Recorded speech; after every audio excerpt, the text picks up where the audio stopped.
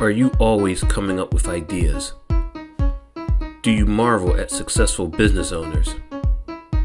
Do you hate being told what to do? Ever take things apart just to see how they work? Are you a dreamer? If you've answered yes to any of these questions, this podcast is for you. Welcome to the Entrepreneurial Enclave with Kevin Wortham, the podcast that focuses on building, maintaining, pivoting, planning, and investing in you, the entrepreneur. But first, a word from our sponsor.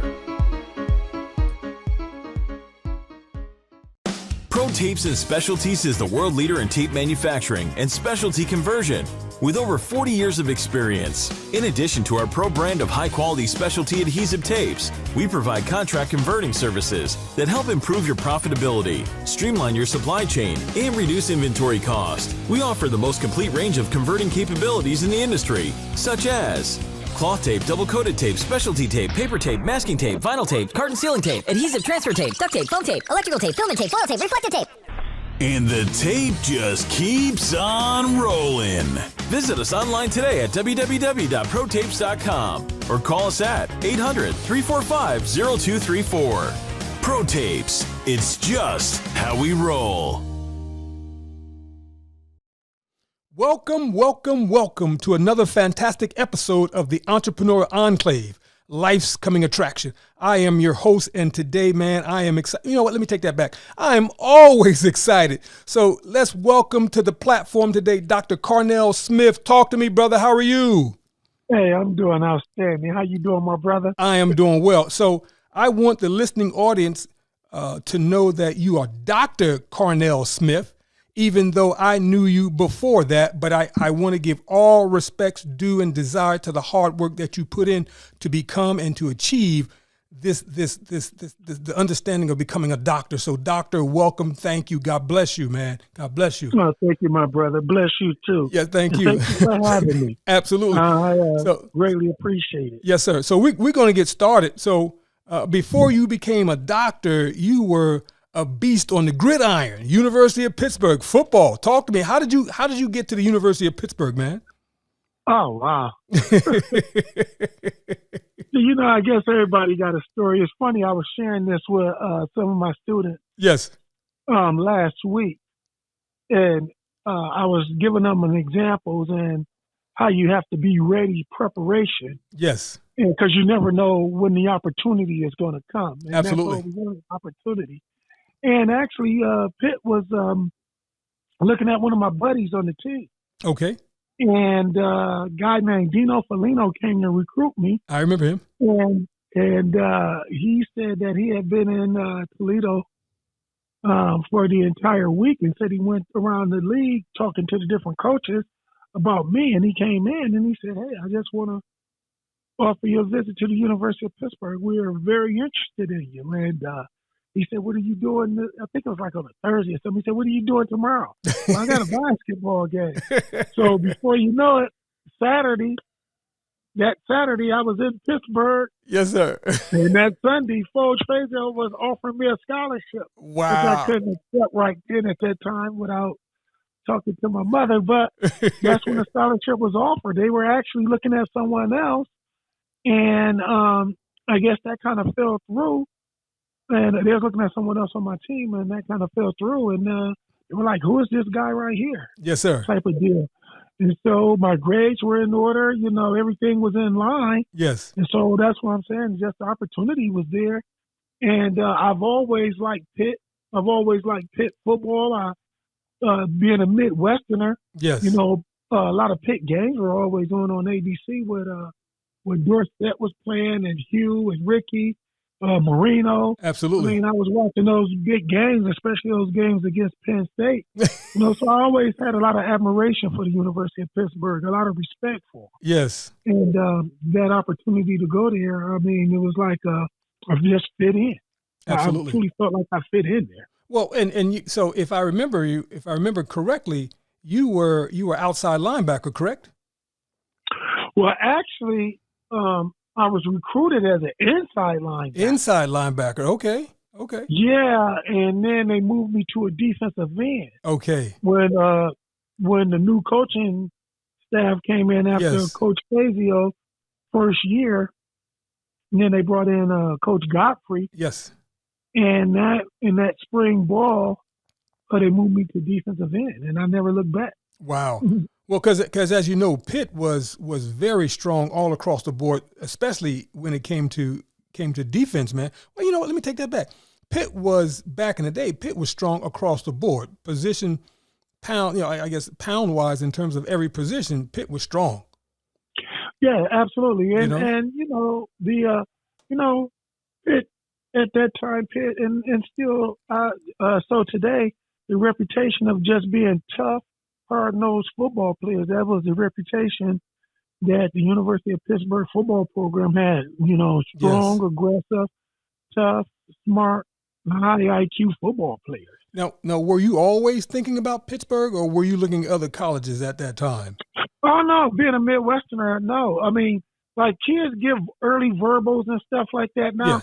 Yeah. If it was like that then, I would have gave an early verbal to Ohio State. Wow. Okay. Yeah, they were very, very, very interested in me. Okay. They showed a lot of interest in me. And also Michigan State, too. So, Okay. So actually, it came down, my visit, I guess, my 5 visits was University of Toledo. Okay. Because the head coach, he would be at my house. He's sitting there drinking coffee with my mom and stuff.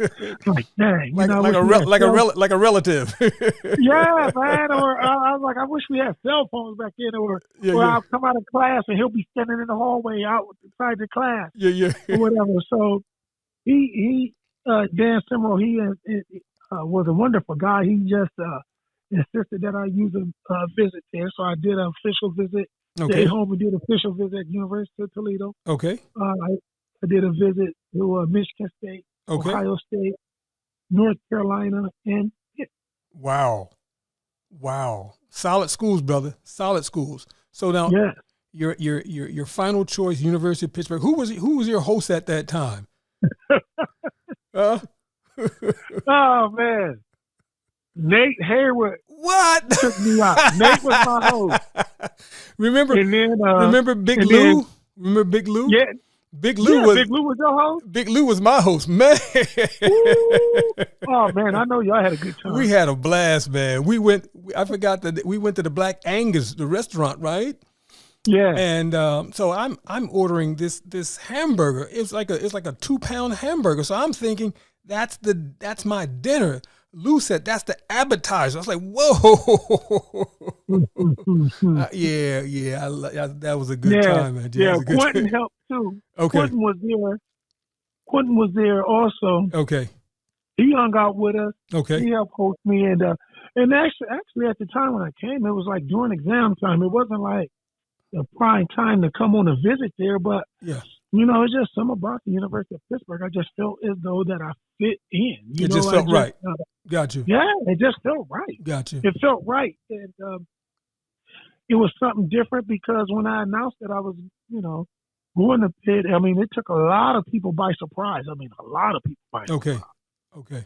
But I was fine with it, and then when Mom, she went and saw it and everything, and she was very proud of me. And one thing, you know what? But the biggest thing that really showed us was that they had the student service for athletes at the time, and at the time, Pitt was one of few universities that had that type of assistance for athletes. Very and true. At that time, I think Pitt was graduating like 85% of their athletes, so I think they were even leading the university. Yeah. And Paul Una at the time, he promised my mother. He said if I go there and use the support service for athletes before I get in academic trouble, whatever, he guaranteed her that I will graduate in 4 or 5 years. And awesome. And I graduated in 4 years with my class. So excellent. They were true to their words. And so at that time, I think it was like $250,000, maybe a $500,000 budget, but it was well worth it. And I'm talking about in the mid '80s. Mm-hmm. But that support service for athletes was a godsend for me, and I don't know if I could have made it Got you. through college without that type of support. Got you. So now you are starting all 4 years. What was that experience like? And I guess before I get into that question, who was your roommate, and where did you stay your freshman and sophomore year? Oh, well, I didn't start 4 years. I started 3 years. Okay. I was redshirted my first year. Okay. My very first year at Pitt, my freshman year, my roommate was Michael Hadley. Yeah, I remember Michael. Yeah, from Camden. Camden, New Jersey. Yeah, Woodrow Wilson High School. With the Lehman foot, God rest his soul. Yeah. Remember? Oh, Aleem, yeah. Okay. Aleem Bakar was from Woodrow. Absolutely. And then Henry Tootin. And Henry Tootin, yes, yeah. Uh-huh. Yeah. Yes, they had a pipeline going there. Yeah. So when I moved off campus, Reggie Williams and I were roommates. Okay. And then Alonzo Hampton and I was roommates. So, wow. And then when I was with the Colts, Cornell Holloway and I had an apartment together. Well, you moving too fast. Slow down. So what was your best experience at Pitt? And well, let me take that back. Let me rephrase that, because I'm asking this question a lot. Would you have ever considered going to a historical black college as an athlete? Would you have considered that? You know what? Mm-hmm. At that time, a lot of HBCUs at that, I don't know if it was their budget or whatever, but they weren't coming up north a lot. Okay. And I was definitely interested in an HBCU, but they weren't coming up north a lot. And I guess, it was a bad rep on guys not going there and not staying or getting homesick or whatever, leaving home. So to be totally honest with you, I wasn't really highly recruited by any HBCUs or anything like that. Yeah, I wasn't recruited by any of those. You weren't recruited by any? No, I first of all, I wasn't interested. That wasn't even my mindset, bro. And no, I was considered it. Yeah, that was never I never even considered it. Because I knew the type of ball that I wanted to play. The HBCUs weren't even at that level. That was like 13th grade, man. That's how I saw it. That's how a lot of folks who were playing ball that wanted to go Division I, that's how we saw, that was the perception of us, perception of it, not of us. Yeah. So I never even considered, man. But I think that the opportunities are changing now. I think they're becoming more competitive. It's still going to take some years before they're going to be able to compete favorably, like Division I ball. But yeah, it's going to take some time. Well, I think it's very fascinating what's going on now in HBCUs, and absolutely right now, and I like it. I like the way that the landscape of it is shifting. Yes. The landscape of college football is shifting with the transfer portal and the name, image, and likeness deal. The fact that you starting to get 3 stars, 4 stars, now a 5 star. 5 stars, yes. Going to HBCUs, and then now you start looking at the guys who are coaching at HBCUs. Yes. All right, you got Prime Time. Yes. Now you got Hugh Jackson going to Grambling. Absolutely. So this guy got NFL experience. Mm-hmm. Matter of fact, Hugh Jackson was the wide receiver coach at the London Monarchs when I played over in Europe. Okay. And was for the London Monarchs. Okay. And so, you got Eddie George at Tennessee State. Yes. And so now you even got Jerry Rice talking about coming possibly, into the okay. Exactly. So when I look at this is like multifaceted. You're looking at the landscape shifting so tough now that you got these prominent black men in these positions. And I'm looking more so at it more than just football. Absolutely, yes. I'm looking at the mentorship. Yes. The guidance, the leadership. Yes. That these guys can go on a speaking circuit and get paid a great sum of money. Yes. Now they're here at these universities and they got these young men who are coming in there to see and to be around these type of men each and every day. You can't help but to look at the whole man and see how these youngsters can be developed into great young men and where they functioning as citizens and leaders of their communities. Absolutely. You know what I mean? Absolutely. I mean, the things that they're going to learn along with the game of football. Yeah. You understand what I'm saying? Yes, sir. And so now they're with these great coaches, black men who've been to the mountaintop Hall of Fame type careers. Yes. And so now they're coming back at the HBCUs and they're kind of like paying it forward. Yes. And I think it's a beautiful thing, and I want to see more of it. Now let me ask this question, because you're saying a mouthful. So let's just back up. So you finish your career, University of Pittsburgh. When do you decide that I want to go pro? I want to play pro football. How did that come about? Oh, I knew that when I was a little boy. Okay. Just like you did. Okay. Like all of us did. Yes, sir. I knew that when I was a little boy. And, Yes, sir. And I knew that, I knew football was my way in and my way out. You know what I mean when I say that? I understand. But I want you to speak on that.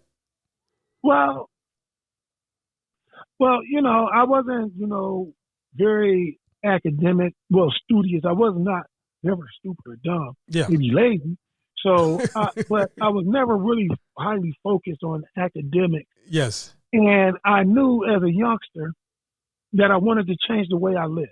Gotcha. I didn't want to live the way I live anymore. I recognized the way we were living at a very young age. Understood. And I knew that playing ball can change all of it for me. And when I was a youngster, I always played with the older guys. Got you. And I remember, in the 70s, you playing two-hand tap on the brick concrete and the old folks outside. Yeah. Yeah, they kind of watched the game, drinking their lemonade or their beer or whatever. Yeah. And that was kind of like their entertainment. Yeah. And they'll say a good play, they'll applaud a good play or whatever. Mm-hmm. And I can remember I got done playing, and this one guy, friend of mine, his old man, Junebug, he says to me, he was like, "Hey, Ren." One of my nicknames in childhood was Ren. Okay. Short for Lorenzo. So, "Hey, Ren, you're pretty good at that ball, man. You said you keep this up, man. You keep working and you stay out of trouble and you get good grades." He said, "Maybe you can play for Woody Hayes one day, get you a scholarship." Okay. And I asked him, "What's a scholarship?" Wow. He said, "That's when they'll pay for you to go to school and you play football for them." I said, "Oh, that's how they play for Ohio State." He's like, "Yeah." And at that time, that seed was planted. Yes. And I just knew I was going to play for Woody Hayes one day. Wow. And I knew that I was going to go to college, play for Woody Hayes, and then I was going to be a professional football player, and then I didn't have to worry about being poor and broke and stuff like that anymore. Not that, I went to bed hungry or anything like that. I didn't have that type of childhood. It was a loving childhood, but we didn't have anything. Got you. And I recognized that at a young age that I want more out of life. Yes. I wanted more out of life. And so I just thought that football would be the vehicle to change all of those things. So I kind of put all my eggs in one basket. Yes. And thank God things did work out in my favor. Okay. So your senior year, they start to recruit you. Who was the first one that started calling on you? Which professional team started calling on you? A professional team? Yes. Oh, my senior year in college? Yes. I don't know. It's kind of strange, man. They just kind of pop up. They didn't call me so much as if they just, they pop up at the stadium or at practice or something, and they just asking you questions and measuring you and all of those type of things. So, And so you decide that pro ball is for you. I'm going to the Indianapolis Colts, correct? Yes. Okay. Yep. Now, how was that process? Did you get an agent? Did you act as your own agent? How did that work? No. I got an agent. I had Bruce Allen was my agent. Okay. And that's the famous George Allen. Yes. His son, Coach Allen. And so Bruce Allen was my agent. And the Colts drafted me back when they were doing 12 rounds. They drafted me in the 11th round. Okay. And thought the draft was over, and they called me and just said, "We just took you in the 11th round." So, a week later, I was in Indianapolis. Yeah. Wow. And so, mini camp, rookie camp, mini camps, stayed in Indianapolis all of that time until it was time to report to training camp. What? And then I was with Indianapolis till the third week of the season.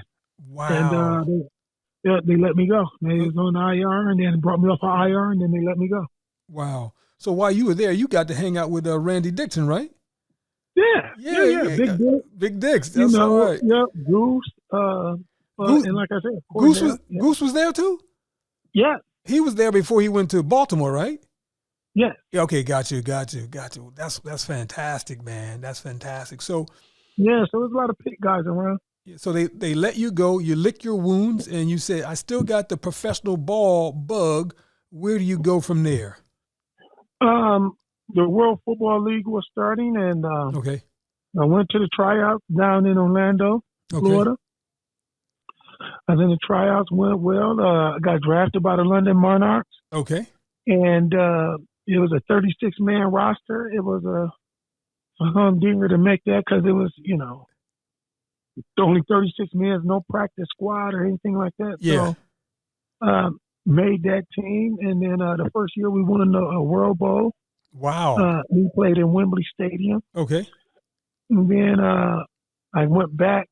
I had some offers to go to a couple of teams, but I dislocated my wrist in the World Bowl. Okay. So I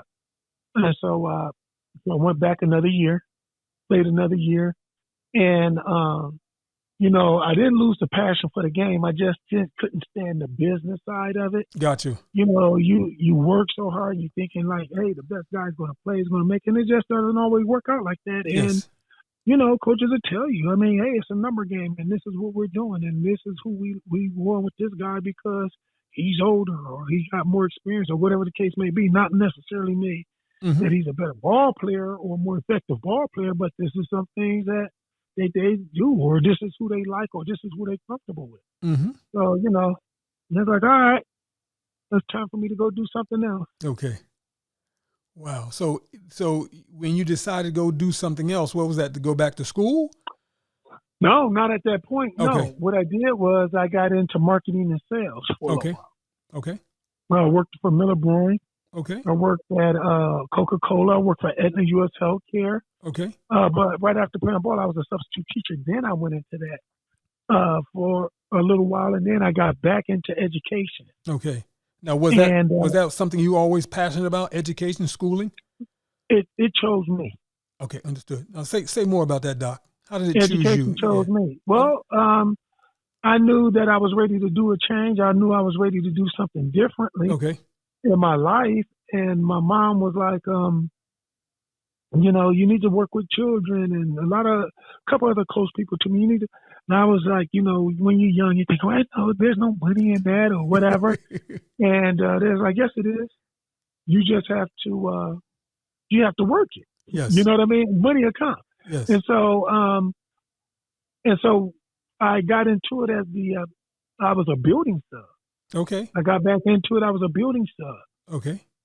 But I was enjoying it. I found myself being effective. I was able to create good relationships with students. And then a lot of teachers, many teachers would come to me and ask me to sit in meetings with them with parents, or to sit in meetings with them with the principal or something like that. Okay. And, so people trust me, and they kind of trust my leadership. Okay. And so I kind of grew in the profession. Wow.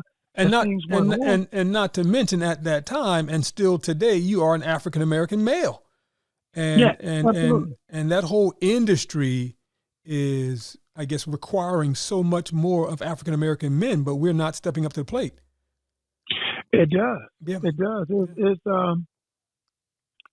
It's when you look at, I guess we're pivoting a little bit here, but when you look at education as a whole, there's not many African Americans in it, period. Yes, that's true. Okay. So even when you look at my school, right now, I'm the principal of my high school that I graduated from. Yeah, that must be crazy, but also good, though. I can imagine how good that must make you feel, right? Yeah. Well, when I tell people, I have yet to have that euphoric moment to say like, oh man, I'm the principal. You know what I mean? Yeah. Because there's so much work to be done. Okay, gotcha. And so I don't have time when we make accomplishments. I really don't have time to really admire your work or whatever. Okay. Because there's so many things to do. Yeah, And but sometimes, Doc, you got to be walking down the hallway. Said, man, I was walking down this hallway 30 years ago. Yes, I do. Okay. Yes, I do. And it puts a little smile. I share those experiences. Yeah. I share those experiences with the kids. Got you. So I share with them. I say, look, I get it. I understand what you're going through. I know. Hey, look, I caught the Scott bus, and then when I started telling them where I caught the bus at, you just see their eyes getting big. Yeah. Like, yeah. It's like, yeah, I went to school. What? Yeah, I went to school with your granddaddy. I went to school with your uncle. I went to school with your, you know what I mean? Yeah. Your grandmother. So, but I let them know, yep, I came from a single parent home. Mm-hmm. I did this, I did that. So therefore, but look at me now. Yes. And therefore, there are no excuses. Yes. So we're going to have adversity. You're going to have setbacks. But what are you going to do? What's your attitude going to be as you go through these things? Absolutely. And that's what I try to relate to the kids as a former, as an alum and a Bulldog student, a former Bulldog student. I just try to relay that same message to them that it's okay to fall short. That you're going to have days like that, but you're going to still make it. You to continue to believe in themselves and to continue to work forward towards their goals. So, and I just use myself as an example in a humble manner.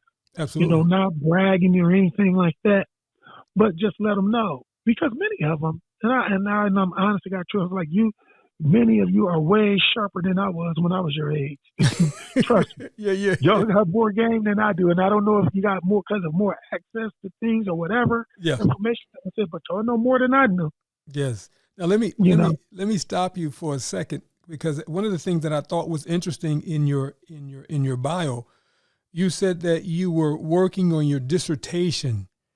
Tell me about your dissertation. What was the title of your dissertation? The title of my dissertation is Lasting Legacy. Yes. The effects of natural mentors in the lives of at-risk African-American males adolescents. Wow. Now unpack all that for me, Doc. What does that mean? Well, what we were looking at, what I was measuring and what I was studying, I wanted to know the effects of natural mentors in the lives of adolescents, at-risk adolescents males. Okay. So African American male. So have you ever heard of the term natural mentor? No, I have not.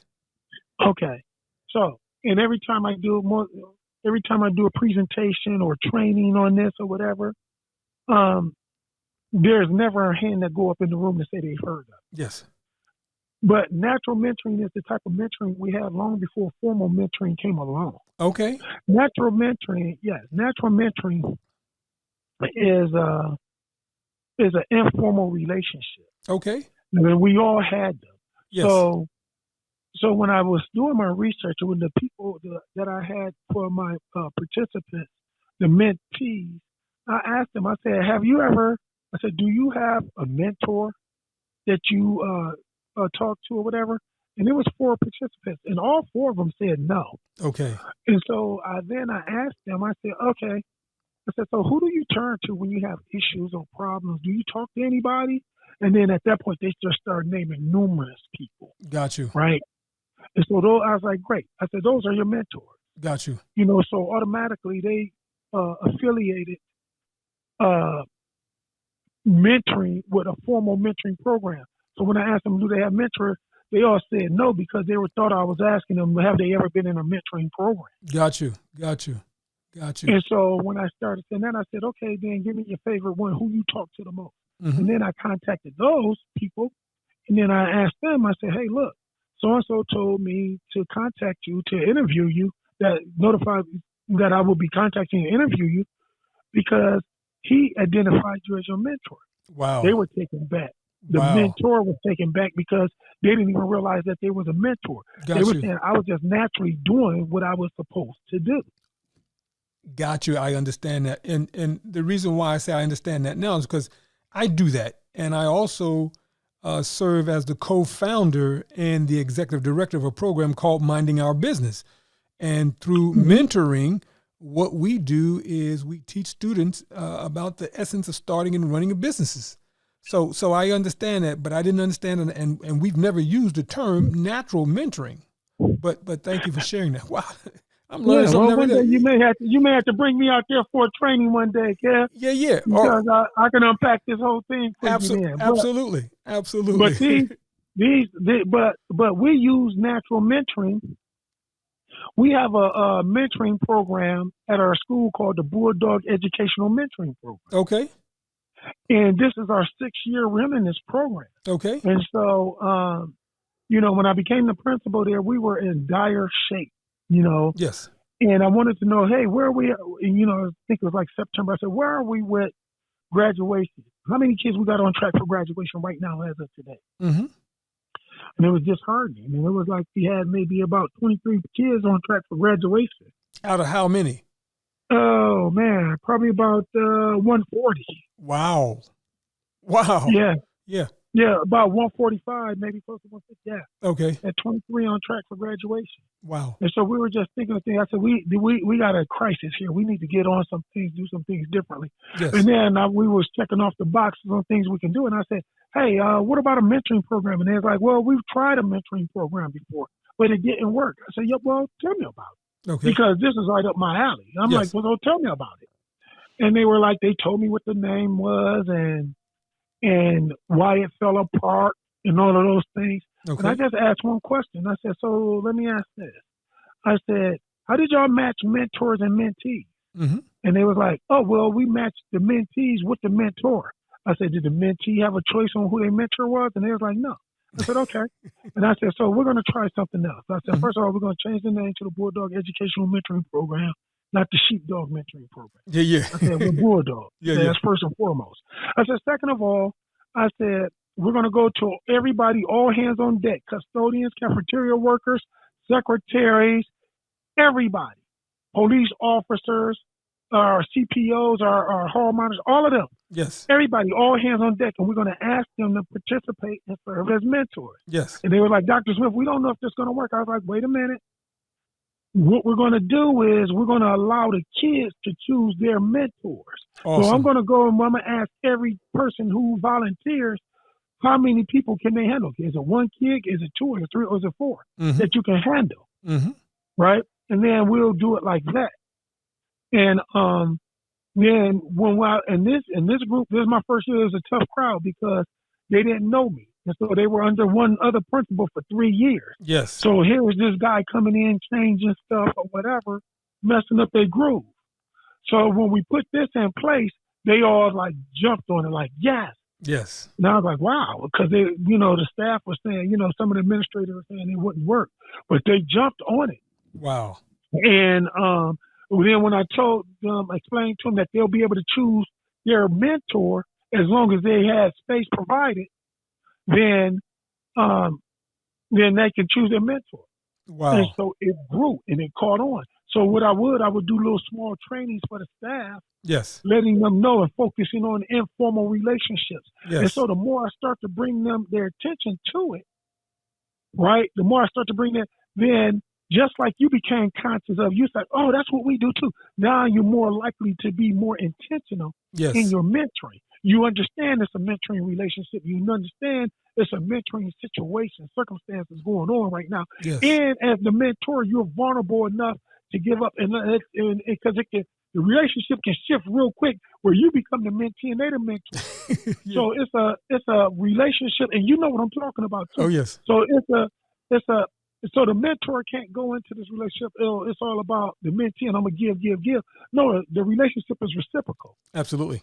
And so it'll grow over time, and it'll be cultivated over time. Yes. But the mentor can't kill that. Yes. He or she gotta let that grow.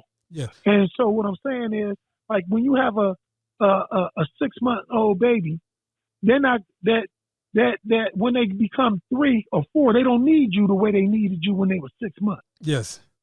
You understand what I'm saying? Mm-hmm. So let's say, for example, you get a 15-year-old kid. Yes. Right? When you had this kid when they were 9, now they're 15. They don't need you the way they needed you when they were 9, now that they're 15. So you got to let that relationship grow. Yes. And not treat them as if they're 9.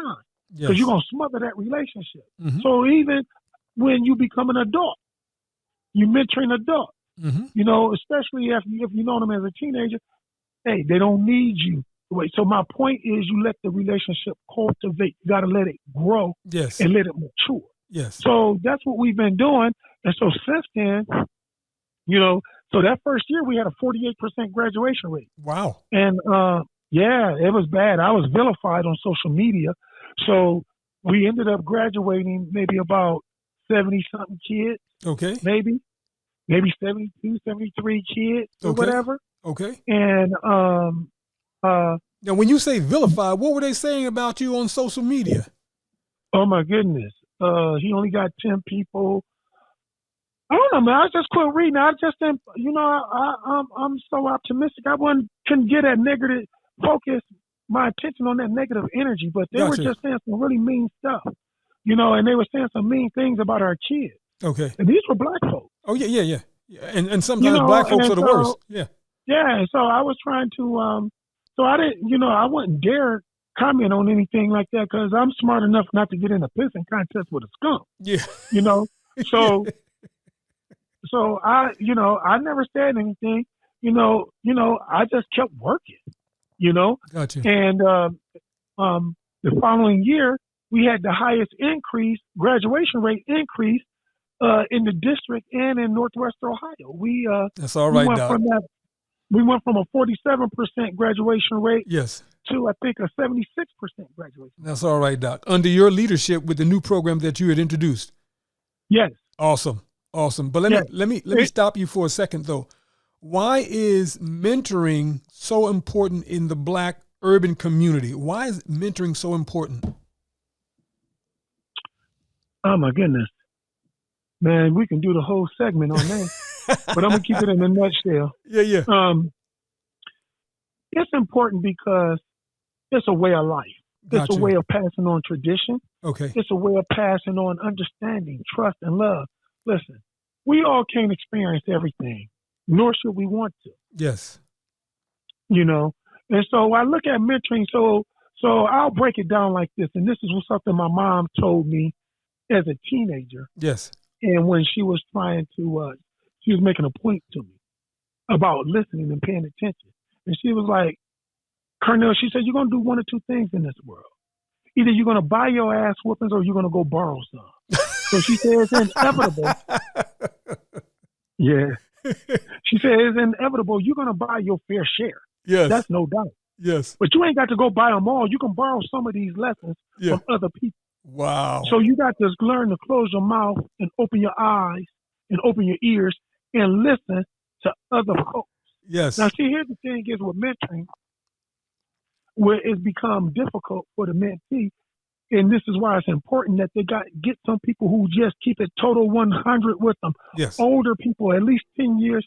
A young person should have at least 5 people around them 10 years or older who could just tell them straight up real, Yes. right? Because here's the deal.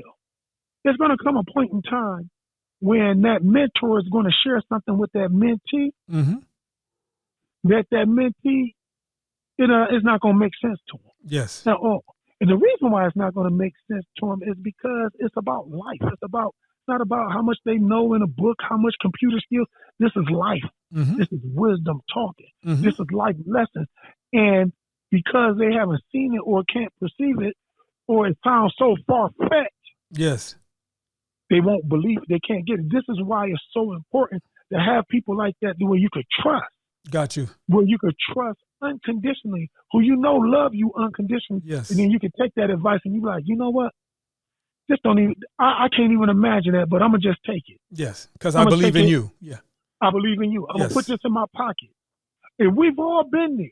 Mm-hmm. When you think back and you start reflecting, we all been there, and it's been the type of advice where it saves you like, ooh, goodness gracious, I'm glad. So-and-so told me, and Kev told me that 2 years ago. Yeah. I mean, maybe 2 years and you see it. Yeah. You're like, oh, wow. Yes. And my grandmother used to say, keep living. Yeah. You ain't seen nothing yet. Just keep living. Absolutely. And so this is the key to mentoring. And so people call me an expert. I don't like to be called an expert in mentoring because I start to feel like when you're an expert, then you don't then your learning, your growth start to slow down and die. So I want to just say, I like to say I practice medicine. Just like people practice medicine, Yes. I practice education, I practice leadership because it's constantly changing. Yes, I like that, And Doc. so, and this I is like why I'm that. fascinated with the phenomena of mentoring, specifically natural mentoring. Yes. And I think natural mentoring integrated with formal mentoring programs can help those formal mentoring programs be far more effective. Wow. Wow. Now, in your bio, you also mentioned this other program that you do where you do a football camp. How did the football camp come about? Was this an outgrowth from the mentoring program, or was this something else going on at that time? No, it was something that, well, actually, it was something that I always wanted to do. Okay. Right. Even back when we were at Pitt, when Coach Godfrey was doing this camp, I said, this would be really cool if I could do something like this in my community. Yes. But as I became an educator, I wanted to give something of significance to our community. And so I was like, what better way to teach social skills and mentoring and different things like that than through the game of football, because we've learned so much through this game of football. It's given us a leg up Very true. in this thing called life. Very true. You know, the things that we've learned in this game of football. So at that point in time, it's like, okay, well, I'm going to give a free football camp to the kids in my community through my nonprofit and take donations and all that stuff through my nonprofit. And I said, we're going to give a football camp to young men 3rd through 8th grade here. Yes. And they're going to have to do homework every day. Okay. We have a word of a day. We do a social skills. You know, the youngsters get T-shirts, book bags, wristbands, water bottles. We feed them every day, breakfast, lunch. And at the end of the week, those youngsters who've been there every day, yes, who has done their homework satisfactory, yes, right, and then they get to earn a trophy at the end of the week. Wow, that's all right, man. That's all right. Yeah. And so this is coming up on our 20th year. And so we're coming up. Yeah, this is this June 13th through the 17th. This will be our 20-year anniversary of doing this free camp in the community. Fantastic. And so we've serviced well over 2,000 young men at that time. And you know what's the cool thing about this camp? What gets me so excited about this camp? Talk to me, Doc. Talk to me. Is that, man, I got a second generation coming. Yeah. So the guys who were in the camp the first when I first started and everything, yes, they're bringing their kids. They're bringing their boys. Wow. And these young men, and then I have some kids who've been in that camp. They've grown up in the camp from 3rd grade to 8th grade, and then the last day, and they don't earn a trophy every year. The last day they know it's trophy day, and they know they earning a trophy. Then they taking pictures of 4-5 trophies in their hand. Wow. You know, showing off all the trophies they've earned over the years. Because earning that trophy, meaning that you've mastered this thing, that this week. It's this maturation into adolescence. Yes. They've mastered it. And many times, most of the time, I have many great athletes. Man, there'll be some amazing athletes out there, and there's parents in my inbox, hey, John didn't get his trophy, or Mike didn't get his trophy, this and that. He's this, he's that. It's like, he's amazing. Yes. Okay, but he didn't do his homework Tuesday. Yes. And he didn't do it Thursday. Yes. Yeah. That's why he started getting the trophy. Exactly. So when you start talking about those type of things, it's effort equals rewards. And then the kids, then these so-called great athletes, they even point at these little kids. He ain't better than me. He ain't better than me. And I was like, athletically, no, he's not. Mm-hmm. He can't hold a cup of water to you. But he was here every day. Yes. He did that homework every day. Yes. And he cried and he tried and he kept going. Every day. Yes. He did it. And I said, now see, the coach can count on him. His parents can count on him. His teacher, his teammates can count on him. He ain't better than you, but they can count on him. He'll be there. I love that, man. He'll follow direction. Yes. He'll listen. He'll work hard. Yes. You know, and so in essence, these are the things that we are teaching, because I'm not, I like seeing great athletes, but I'm not overly impressed that this kid's a great athlete but he can't do his homework. I'm not impressed at all. Yeah. Well, I mean, in your walk, in your journey thus far, you've come across some of the greatest athletes known to mankind. My point exactly. Yeah, so I And can so see why I you can- wouldn't be impressed. But go ahead. I'm sorry, Doc. Yeah, so I can, and what I mean impressed by is like, I'm not going to turn into a cheerleader or a fan of this kid, and we teaching this youngster the game. Yeah. This baby 11 years old. Yeah. He's 12 years old or 13. I mean, we're still teaching him. Yes, he got great athletic ability, showing great promise or whatever. But wow, there's a lot of things that can happen between now and the NFL. Yes. A lot of things can happen because you and I both know, and we've seen it. You've seen it there, Yep. where you from, and you've known guys from all over the country. Yep. The fact of the matter is, a lot of times the best never make it, Yes. for whatever reason that may be. Yeah. Yeah. Yeah. Let me ask this question. Doc, take out your crystal ball, right? You as Okay. a practicing educator, can I say that? A practicing educator? I like that. Okay. 5 years from now, what is your hope? What is part of your legacy? What would you like to see done? I want to graduate kids, man. Okay. I want my legacy to be known as an educator that, hey, he graduated kids Got you. at the end of the day, and he had them college and career ready, Got you. college or career ready. Okay. That's what he did. And so I want to have that legacy that I was a nurturer, a giver, Okay. someone who gave to his community Yes. and believed in his community Yes. and believed in the youth and dedicated my life to helping the youth and people in my community. Okay. That's what I want my legacy to be about, not just in my community, but to have an effect throughout this country, throughout the world. Wow. You know, if my legacy can expand like that, then that'll be all right. Okay. Well, Doc. Well, listen, I'm going to end on that note, man. There's nothing else to say, brother. Thank you. Thank you. Thank you. Man, the pleasure is all mine, man. You've always been a good brother, man. I've always admired you. You was 2 years ahead of me. Yes. But man, you've always been a gentleman, man. You've always been a barrel of fun, man. You threw the nicest set house parties and man, just overall, just great dude, man. Thank you, brother. And your name Clubber and Herta Walker. Oh my God, it was never a dull moment with you, man. Ever. And I look forward to seeing you again, man. I can't wait till we hang out again. Absolutely. And, Absolutely. And just have some good times, man. It's a great thing, man. It's like I got two families. It's a family away from a family. Yes. You know? But I'm going to tell you something, Doc.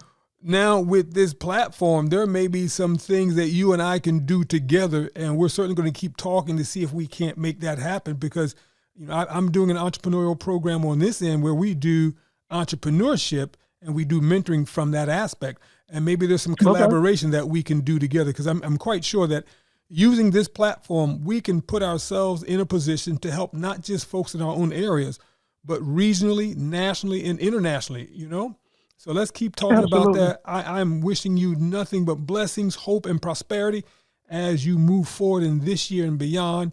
And man, this has been great talking, because you and I have not spoken, I would say in the past, 25 years? No, it hasn't been that long. I think I saw you in Pittsburgh, man, probably about 10 years ago, maybe. Okay, it feels like 20. Okay. I know, it's too long, man. Yeah. Too long, man. And, man, you know what, man? I want to give a big shout out to Ed Miller, man, and Pro Tape for sponsoring this, man. It's amazing. Thank you, Ed. Two Jersey guys getting together, Pitt guys getting together, man, networking. Yes. It's a beautiful thing, man. And just really proud of Ed and what he's doing with his business. And, there's no coincidence in life, Yes. And I say that to say, man, there's no surprise that Ed is super successful. Yes. He was always an extremely hard worker. Yes. Tough-nosed guy, just a typical Pitt lineman, you know what I mean? Absolutely. Come to work with his lunch pail every day. He was going to hurt you, too. Every day. It was going to hurt you. Just following him on social media. Yes. And that the fact that he's sponsoring you so your voice can be heard and to sponsor your platform, yes. I just think that's amazing. Brother, thank you. Nothing but love. Dr. Carnell Smith, thank you, man. I love you. Thank you. And we're going to keep love you more, my brother. And we're going to keep this going, man. This has been real. Absolutely. Yeah, we'll talk to you soon. Absolutely. Have a great evening. Bye-bye. Peace.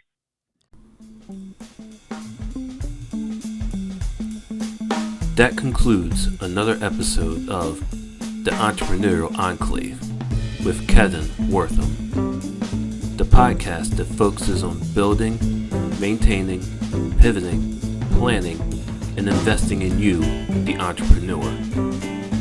We hope you found this episode informative and enlightening. We look forward to you joining us for our next one. Until next time.